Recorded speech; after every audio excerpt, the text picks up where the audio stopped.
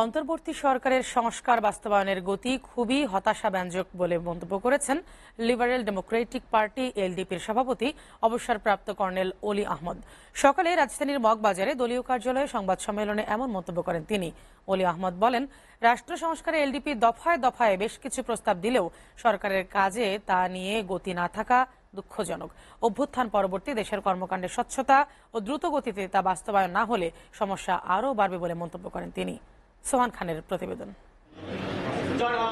অন্তর্বর্তী সরকারের নানা কর্মতৎপরতা নিয়ে মগবাজারে দলীয় কার্যালয়ে জরুরি সংবাদ সম্মেলন করেন এলডিপি সভাপতি অবসরপ্রাপ্ত কর্নেল অলি আহমদ। সংবিধানের দোহাই দিয়ে যারা তাকে এই আসনে বসায় রেখেছে, তারা পক্ষান্তরে ছাত্র জনতার আত্মত্যাগের সঠিক মূল্যায়ন করছে না। দেশের বর্তমান পরিস্থিতি উত্তরণে অন্তর্বর্তী সরকারকে দফায় দফায় ৮৩টি প্রস্তাবনা দিলেও তা বাস্তবায়নে ধীর গতির কথা তুলে ধরেন তিনি।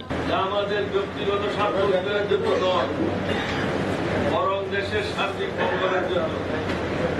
তবে দুঃখজনক হলেও সত্য যে সংস্কার বাস্তবায়নের গতি খুবই হতাশাব্যঞ্জক। নিত্যপণ্যের বাজার নিয়ন্ত্রণ, অহরহ চাঁদাবাজি, দেশের আইন শৃঙ্খলা পরিস্থিতি অবনতির পাশাপাশি স্বৈরাচারী সরকারের আমলের দুর্নীতিবাজ কর্মকর্তাদের অপসারণের দাবি তোলেন কর্নেল অলি আহমদ।